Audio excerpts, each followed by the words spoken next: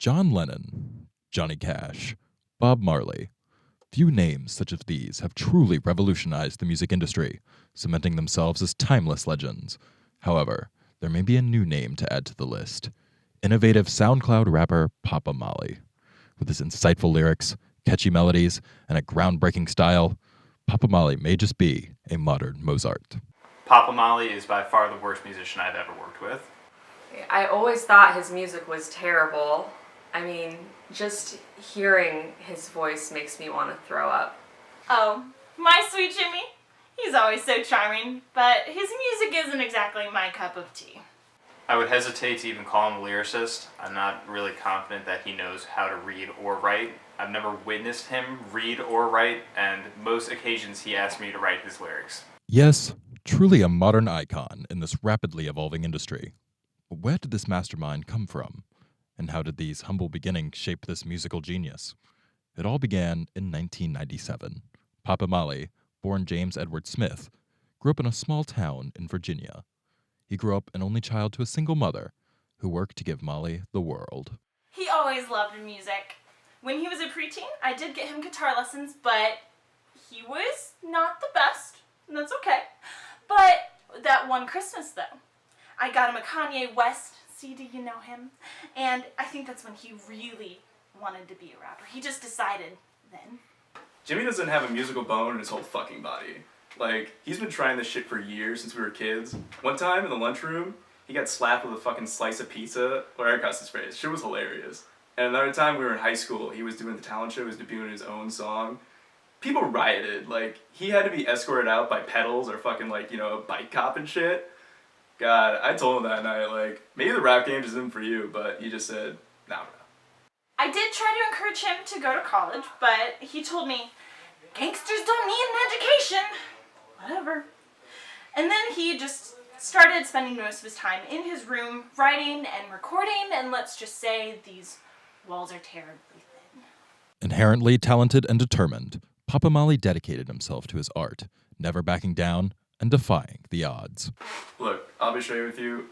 I lose sleep thinking about the people that listen to his fucking music. It's trash. As of December 5th, 2018, Papa Molly's debut track, Yeah, has over 400 million listens on SoundCloud. The breakout star seemed to have become a sensation overnight. He then soon moved to Los Angeles, signed a label, and quickly got back to work, now with a team of fellow musicians and producers at his aid. Within a year, Papa Molly released his debut professional album titled Skirtin'. So Molly comes in the studio, right? And I mean, he just emits this raw charisma, you know? And he goes in the studio and he's just laying down track after track after track, so perfectly, beautifully done. And I'm just sitting there, you know, I'm mastering, but I'm just listening in pure awe of what I'm hearing. Finally, he steps out of the studio and I look at him and I say, you know, that's a platinum record.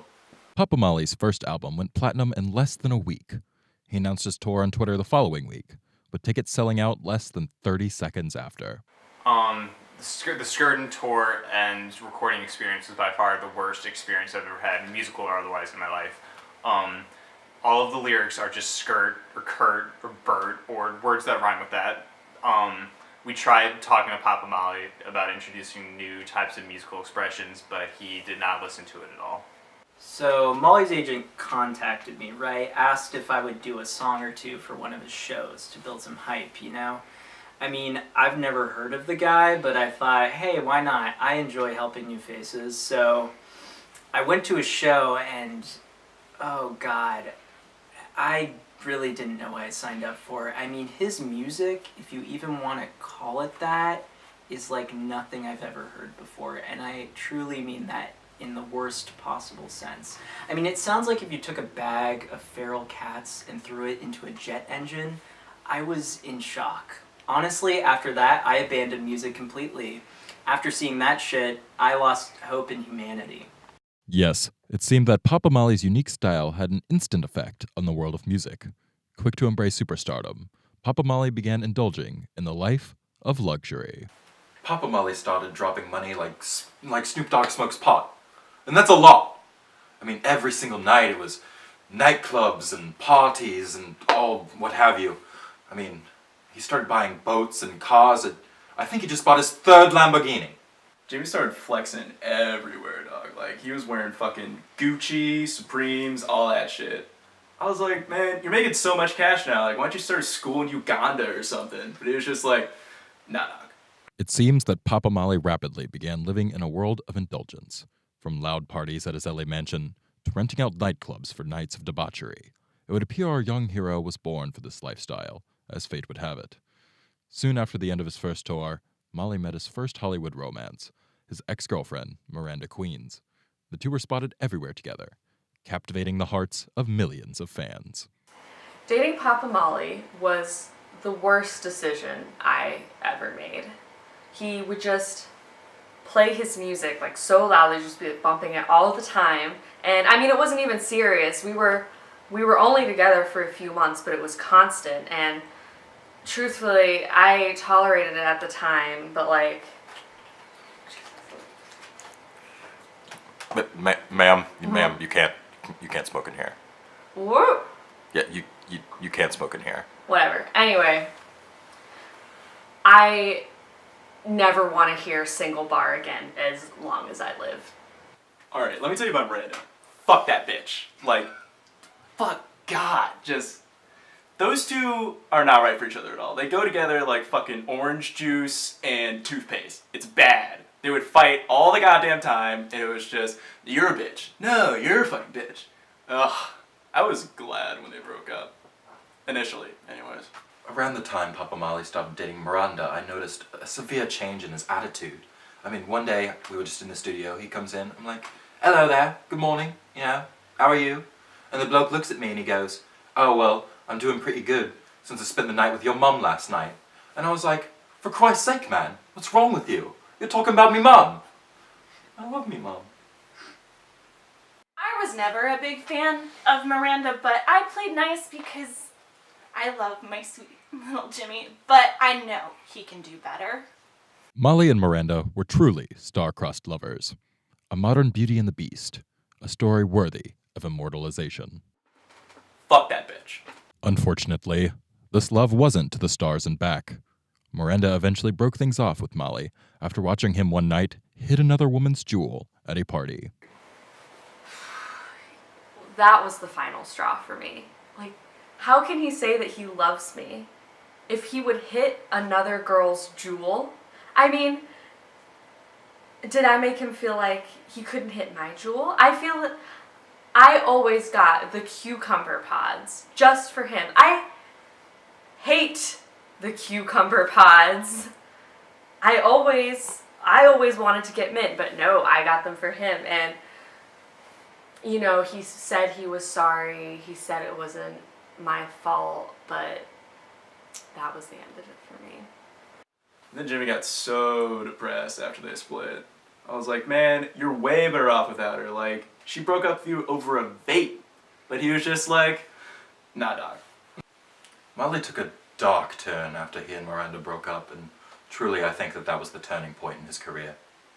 Papa Molly struggled to remain composed after his breakup with Miranda.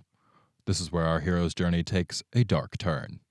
Papa Molly began abusing painkillers, that is, ibuprofen, in an attempt to cope with the heartbreak. And then he started getting into drugs. And I'm not talking about like weed or drinking or anything like that. I'm talking about like ibuprofen. Like, I told him, how are you, like, do you think you're gonna get high off ibuprofen? Like, you know it's just gonna destroy your stomach. But he was just like, nah, bro. My poor sweet Jimmy did not handle that breakup at all, and so later he seemed all doped up, but he was only taking ibuprofen.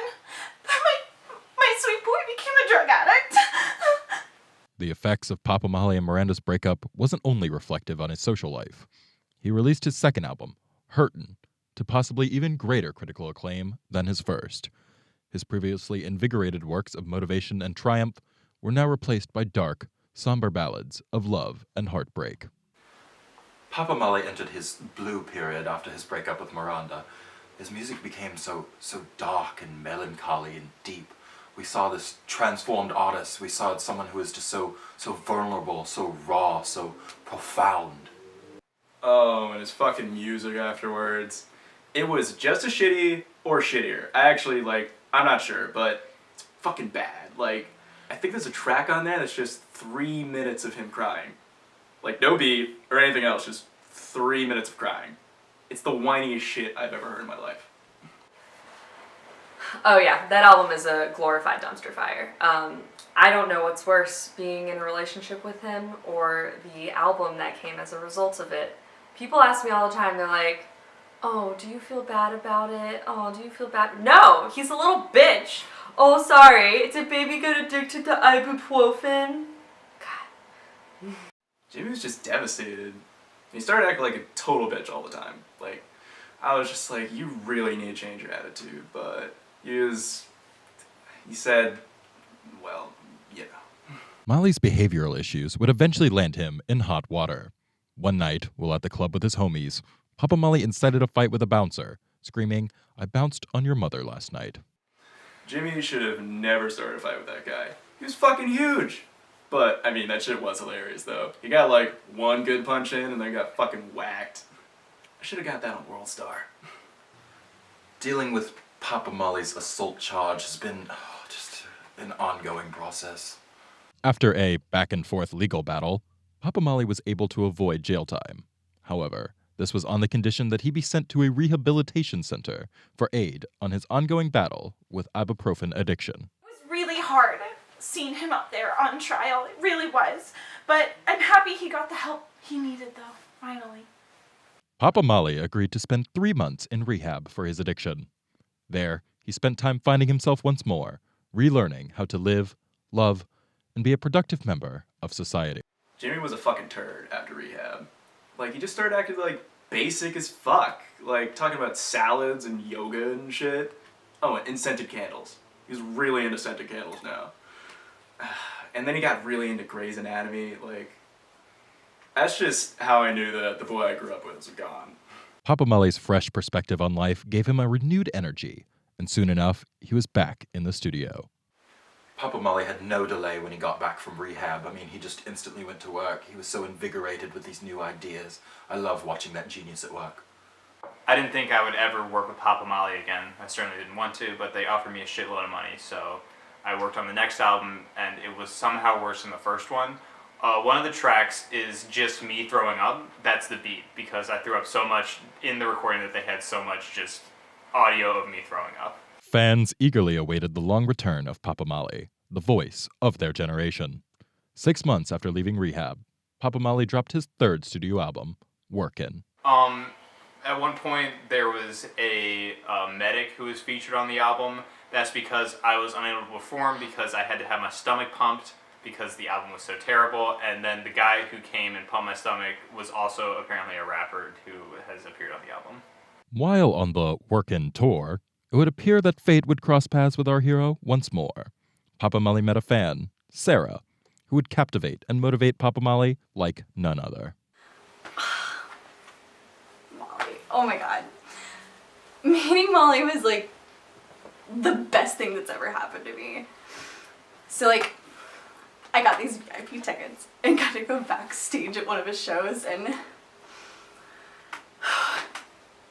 he complimented me on the merch I was wearing. It's his birthday.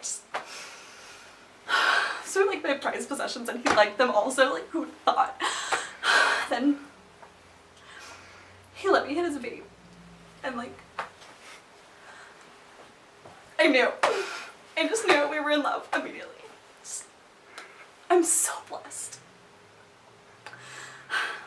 Sarah's so sweet. And she really makes him a better person. She loves his music and reminds him to call me on my birthday. Sarah's alright, I guess, even though they're, like, totally fucking codependent, like, attached to the fucking hip. And they go everywhere together. Like, sometimes I just want to hang out with my boy, but, like, there she fucking is. And they're annoying together, too. Like, she's a basic bitch and also a total ditz. A space cadet. And them together, it's bad. Like, just fucking terrible. Like, last time we were hanging out together, they were drinking kale smoothies and listening to NPR. Like, the fuck does NPR even stand for? Honestly, I think Sarah has been just the best thing that's ever happened to Papa Molly. I mean, he's always in such a better mood, and I mean, she keeps him clean of drugs and always on time, and he's so polite now. He hasn't made one comment about anyone's mum. It would appear that Papa Molly has finally found well-deserved love and support. But where will this lead our icon next? If I have to listen to any more of Jimmy's music, I have to be institutionalized. You know, it's really easy to romanticize being with a musician, but you know what's not romantic is when his music sucks and really isn't music at all. So. Truly a music genius whose influence will go down in history. Fuck Papa Molly, fuck all of his fans. If you like his music, fuck you. If you happen to be interested in real music, I can play a little sample of Song of Honey Album right here. This one is called Love Me to the Core, in parentheses, keep on loving me to the core.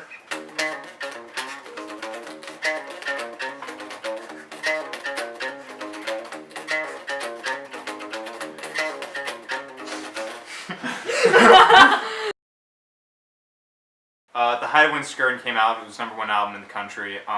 We were famous musicians. We were doing drugs a lot. We were all heroin addicts. When we went to New Zealand, we were all dope fiends, and we needed to bring some dope, but we didn't know how to get it there. So he was a designated drug mule when we got on the flight. We had to put the heroin up his butt. So when we got there, he presented us with the right BM. He didn't actually put the heroin in a bag. He just shit it out, and we were all just baffled by how stupid this man could be. I mean, we smoked it anyway.